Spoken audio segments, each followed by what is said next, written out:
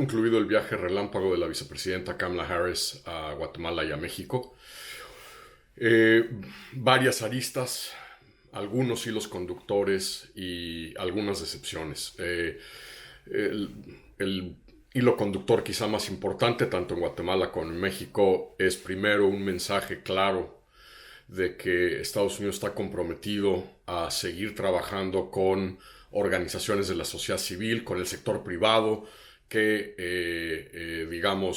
está comprometido con la transparencia y con la lucha contra la corrupción para fortalecer el Estado de Derecho, combatir la impunidad, abonar a la transparencia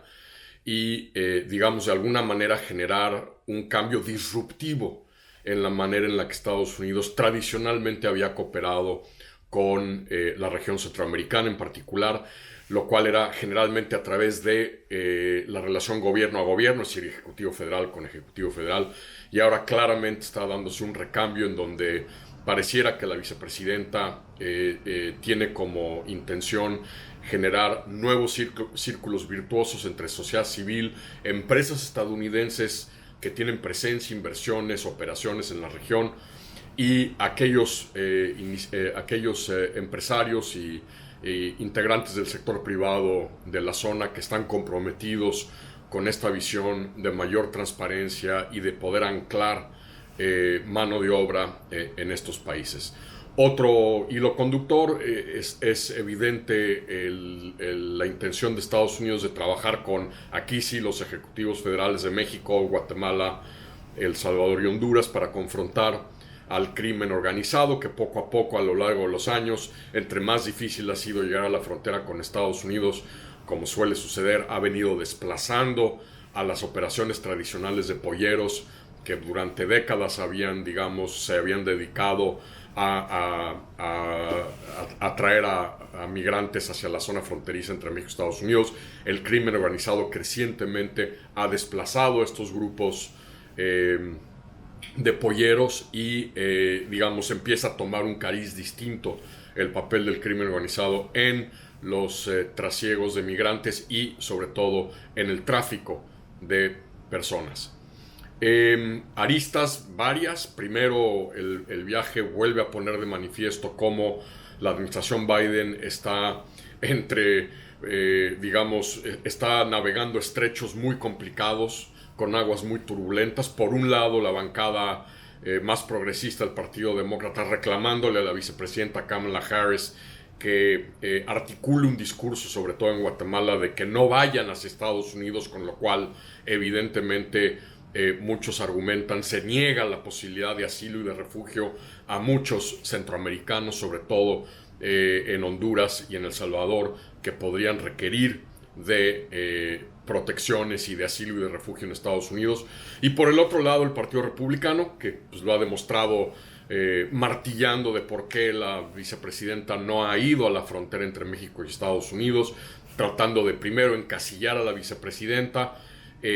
usar este tema política y electoralmente camino a las elecciones intermedias estadounidenses el próximo año, donde el Partido Republicano ha olfateado la oportunidad de usar esto y la decisión de Biden de dejar de construir el muro de Trump y la manera en que el sector de voto duro trumpista sigue reaccionando a los temas de el alcahueteo de la migración y los migrantes como una fuente de peligro y de zozobra para el país. Y entonces en este contexto la vicepresidenta, pues tratando de hilar fino, queda mal con tirios, queda mal con troyanos, evidentemente, pero demuestra por qué en muchos sentidos la administración estadounidense ha puesto tanto énfasis en su interacción con el gobierno mexicano en particular, en poder mover la aguja en detener estos flujos migratorios. Parece, por la información que empieza a salir aquí en Washington,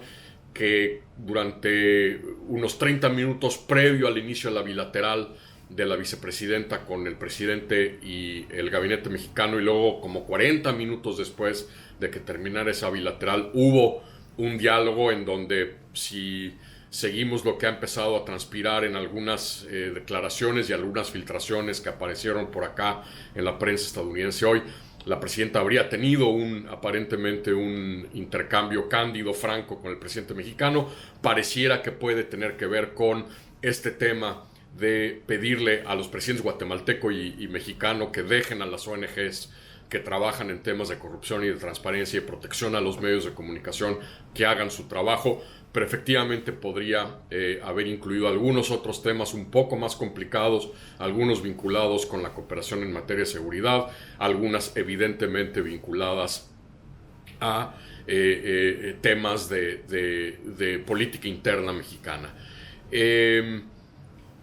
Creo que los dos países, los dos gobiernos han perdido oportunidades importantes. Ya no digamos, creo, el error cometido al no emitir un comunicado conjunto, es decir, idéntico en español y en su versión en inglés y en su versión en español. Las dos versiones que son similares pero que tienen acentos distintos, pues han abierto a todo tipo de especulación de por qué unos ignoraron algunos temas y otros hacen énfasis en otros temas que no están en el otro comunicado. Pero más allá de esto, más allá del tema de un presidente mexicano que con su recepción a la llegada a Palacio Nacional de la vicepresidenta demuestra que no dedica ni 30 segundos a pensar y a prepararse para los temas de política exterior y la importancia que tiene la relación con Estados Unidos. Más allá de estos detalles, primero creo que si nos ceñimos a lo que está en los comunicados y la temática abordada en los comunicados, me preocupa que se esté perdiendo una enorme oportunidad de relanzamiento estratégico de la relación entre México y Estados Unidos. Es decir, todos los temas son temas, sí, muy importantes, muy puntuales de la agenda bilateral, pero no trascienden la agenda bilateral. Si no hay una visión de futuro estratégica de hacia dónde queremos impulsar y llevar la relación entre los dos países, y esto es una omisión tanto por la parte estadounidense como por la parte mexicana. Segundo, yo creo que el gobierno de México debería haber hecho mucho más hincapié en el tema del trasiego, de la venta ilícita y del trasiego de armas estadounidenses a México figurase de manera más clara. Es bien complicado que Estados Unidos trate de predicar en Centroamérica y en México el tema de la seguridad cuando Estados Unidos, si bien es por la reticencia republicana sin duda a modificar las reglas y los controles a la venta de armas en Estados Unidos, que luego son las que cruzan hacia México, que Estados Unidos en lo que sí puede hacer desde el punto de vista del Poder Ejecutivo, que es poder colocar muchos más recursos en la frontera para inspeccionar lo que sale de territorio estadounidense hacia territorio mexicano, tal como hace México con las drogas que van en el otro sentido, que Estados Unidos no ponga mucho más esfuerzo en poder detener estas armas, que son las que en muchos sentidos, amén de la debilidad del Estado de Derecho y la enorme impunidad, que son los grandes talones de Aquiles de México y de Centroamérica, es lo que alimenta la violencia de los grupos delincuenciales organizados o no en la región. Y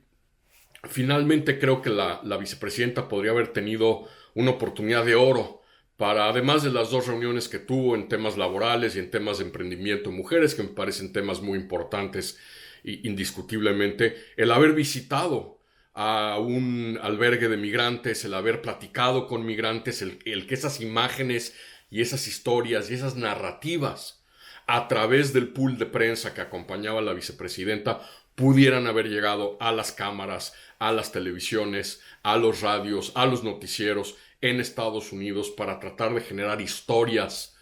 humanas sobre quiénes son estos migrantes. Es decir, es muy claro que después de años y años y años de estarle pegando al pandero de la reforma migratoria, esta batalla en Estados Unidos no se va a ganar con datos duros, por muy importantes que estos sean. Se van a ganar contando historias y